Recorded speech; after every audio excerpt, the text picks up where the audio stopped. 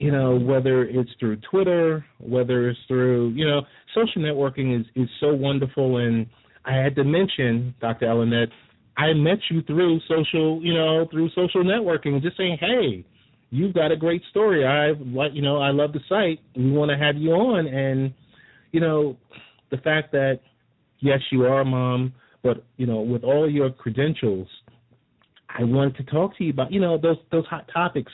We always talk about, the kids are kind of back to school. They're sinking in. They're back in school, but we want to talk about, the juice boxes. We want to talk about, childhood obesity. We want to talk about, what should we be doing as parents to make sure that we get our kids to college? Because, you got so many people that aren't making it there. I have a lot of friends that, they aren't even hitting 40 years old, and I'm going to, it's kind of sad. So without further ado, I want to turn it over to you and let's talk about childhood obesity. Sure. Well, not to make a pun, but it is a really big problem. I mean, it's really increased from 1980. We had about 7% of kids were obese, and now, it's really skyrocketed. So we have about a third of kids, who are obese or overweight. So in the last 30 years, it really has increased tremendously, and it's a big problem. The percentage of adolescents, kids who are 12 to 19, is increased from 5% to 21% for obesity. So it's catching up with the adults. And as you said, Ted, what's happening in kids' eating habits now is going to predict where they're at when they're 40, both because they're laying the groundwork for healthy or ill bodies, and also they're laying eating habits. So it's really important that you teach your kids healthy habits and that you help them have a healthy body starting now. But what's really exciting, I think, is when families decide to do it together. I mean, so many times I'll have, a mom call me and she'll say, I was in the dressing room. I had one mother, a week ago called me. Her daughter was so upset. She was in Old Navy and nothing fit. And this is like a 9-year-old girl, and she wasn't able to fit into kids' clothing, and she was in tears. And, we got together as a family, and they're starting to change their habits, and they're really jazzed and excited about it. So I think one huge takeaway is if you want to change your eating habits, make it fun, make it exciting, make it positive. It shouldn't be this drag of a diet. I'm actually extremely anti-diet, and on Smasher Scale, I really work to get people off diets and onto lifelong healthy eating habits. Dr. Ellen, I got to stop you right there, because I got to say, I have a problem. Let's just say a loved one would say, I'm on a cabbage soup diet. And I'm like, well, what happens in 30 days when you stop eating this cabbage soup and the weight starts to come back on?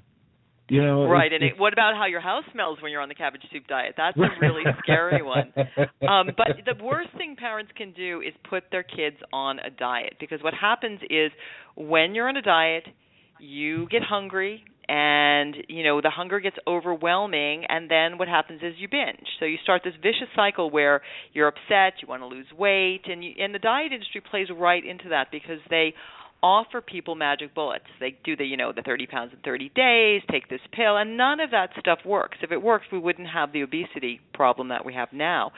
So you start this vicious cycle where you deprive yourself of food, and actually that creates both psychological stress, and it raises the stress hormone cortisol. Because if you think back how people evolved, if you were starving, your body got stressed out and really focused on nothing but food. So if you're dieting, all you can do is focus on food. You feel stressed out, you feel horrible, and then what do? After a week or two of dieting, you go and you binge, you gain the weight back plus some more, and you just go into this vicious cycle. So dieting is really not the thing to do if you want to lose weight. Dr. Ellen, tell me your thoughts on, hey, I see this in the store. You can get the juice packs. You can get a box of 10 for $1.88, and you know what? I'm going to send my child with 2 juices a day. What am I doing? Am I hurting that child? Am I helping them? And I know it's high fructose, but right. What's the other effects from that? Yeah, I'm not a big fan of the juice boxes because you're not getting the nutrition that you would get in whole food. And if you had an apple, it's not going to fill you up. You're not going to get all of the fiber and all of the nutrients that you would. So, my big thing is, either do low-fat milk. Kids love milk. Schools all carry milk, or do water. I'm not a huge fan, as you said. The juice boxes really are a lot of concentrated calories that kids don't need. So it's not a good idea. I would stick to water. I would stick to milk. Gotcha. So tell us, for your youngest child, that you're packing their lunch. Give us some insight into what you pack for the day for your child. Sure. Well, he's a big fan of sandwiches. So I usually, sandwiches are leftovers. So if I make, a roast chicken, or, if we made some healthy, low-fat macaroni and cheese with some broccoli, he might take some leftovers of that, or I might, get him some luncheon meat, such as turkey with some cut of veggies on the side, a piece of fruit, and, and something fun. It's fine to have, pack a cookie in there. Food should be fun.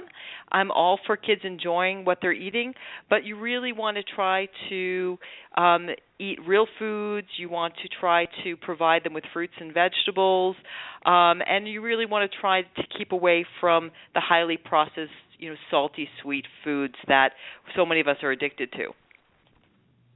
Gotcha. So, but he also does school lunch a lot. School lunch is trying to do a better job. So, Michelle Obama has stepped in, and there actually are new laws that are trying to switch to healthier lunches, because a lot of kids get about 50% of their calories from school meals. So, you can see what your school system is like, but school lunches are trying to do a better job. Okay. Tell us about SmashYourScale.com, because from looking at it, I tell you this much. When I was checking your Twitter handle, I immediately went to the site, and I said, boy, this is interesting. Tell me about Smash Your Scale. Sure. Well, I created SmashYourScale.com because, frankly, I've had it with the diet industry. I actually was part of the diet industry. I've been a dietitian for 21 years, and so I used to put people on diets. And then as I was becoming a psychologist, really studying the destructive nature of diets, and also studying body image and learning new therapies to help women feel good about their bodies and themselves, I really wanted to come up with a way that was inexpensive, that I could work with women. So basically what the site is, it's for women. If you want to lose weight, it's great, but it's really, if you're looking to change your eating habits, you want motivation, you want accountability, you want advice, you want coaching. So basically what the site does is members, for only $14.95 a month, members actually get to work with me live through webinar conferencing. So I kind of was looking for a way where I've been working with people one-on-one for years, but I wanted to provide a simple, effective way to reach out primarily to women, to help them lose weight the right way, to learn how to eat when they're hungry, stop when they're full, make peace with food, make peace with their bodies. And I've also been a personal fitness trainer, so putting the fitness angle in there as well. So that's really why I created SmashYourScale.com, because for women, if you want to have a healthy family, you've got to be an example yourself. So if you want your kids to eat right, it really starts with you eating right. And I feel like people feel so overwhelmed with so many diets out there, and I really am using the site to tell people the truth about healthy eating and being well, and really to make it a positive experience.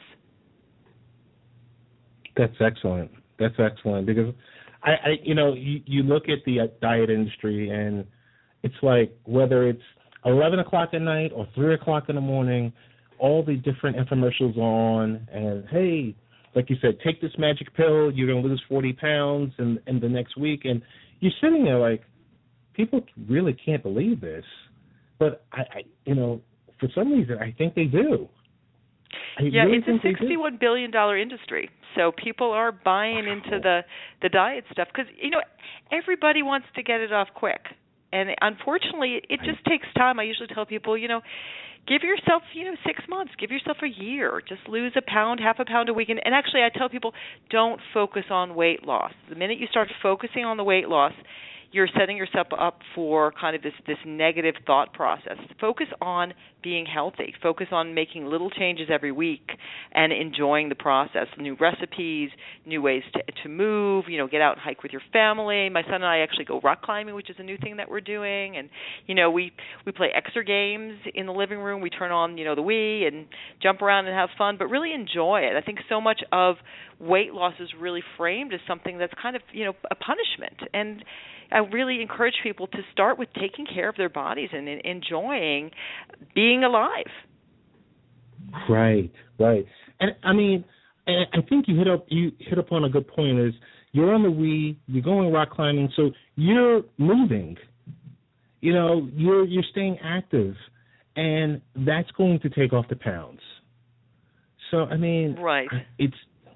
It's wonderful knowing that that there's sites like SmashYourScale.com that can go out there. You can go out there. You can join. You can become a member.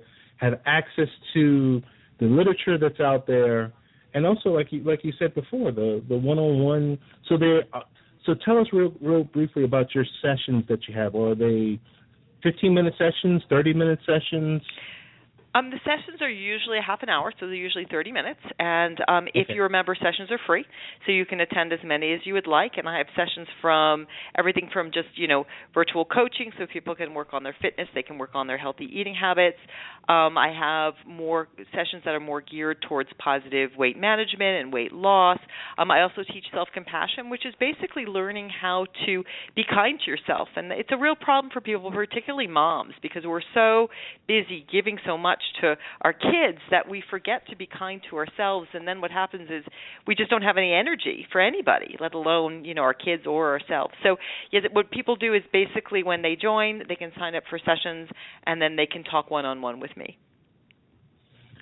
Great. Hey, I do have one question. Can you tell the listeners about I don't really want to say binge eaters. What about the classic eaters that are, that eat really fast? What are some of the pitfalls of eating quickly while you're at the table? Let's just say, hey, I just want to grab something really quick to eat because I want to go catch the game. Right. Well, the big pitfalls are you're probably going to end up eating more than your body needs because it takes your body about 20 minutes to realize that you're full. You're also not going to enjoy your food. If you're just woofing it down, you're not going to give your body what it needs. You're not going to enjoy your food. And generally when people are also grabbing things, they're not really planning and making themselves healthy food, so you're also going to probably compromise in terms of nutrition.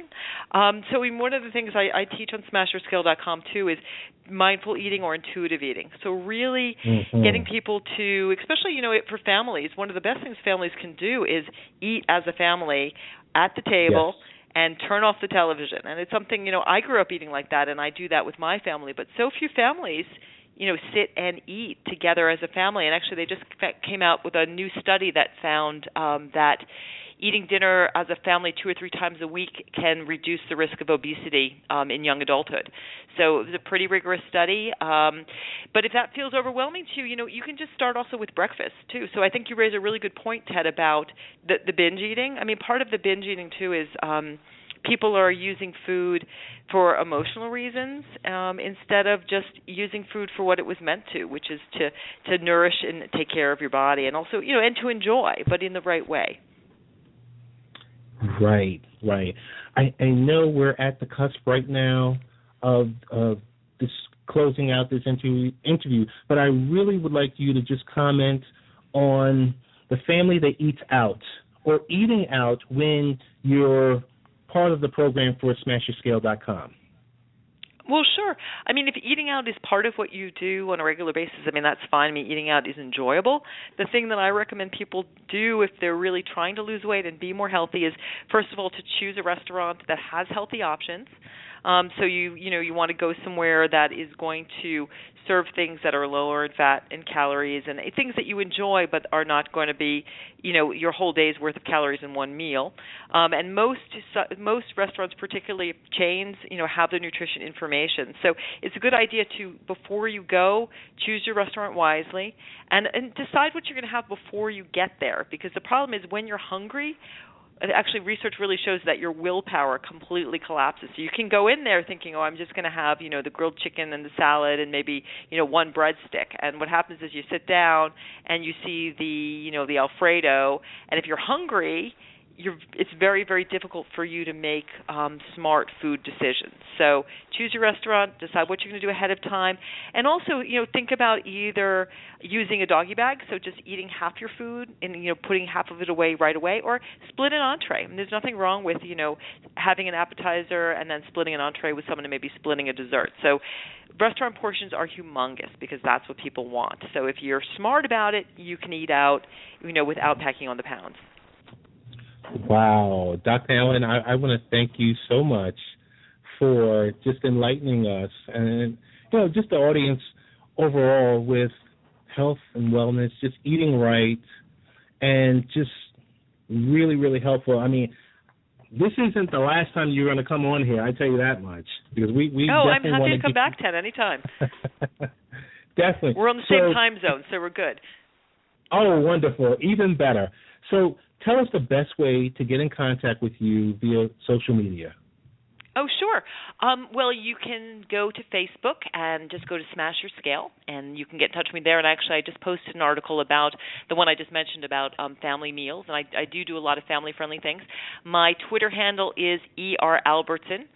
And you can go to SmashYourScale.com, where actually the easiest way would just be to go to SmashYourScale.com, and then you can find links for both my Twitter feed and my Facebook feed, as well as contact information if you just want to contact me, if you have questions about the site, about working with me. I'd love to help you.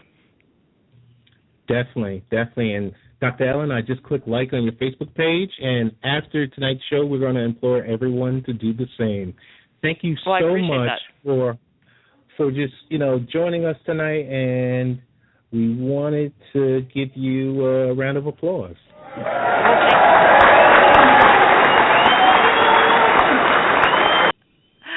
Well, I appreciate that, Ted. It's a pleasure to be on. I love radio. I actually had a radio show for years, so I think radio is fantastic, and I thank you. You're doing a great job by providing parents with such actionable information.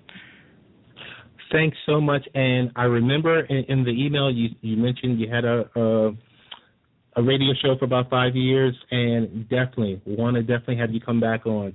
Thanks so much, Dr. Ellen. My pleasure. Have a great evening. You too. Be well.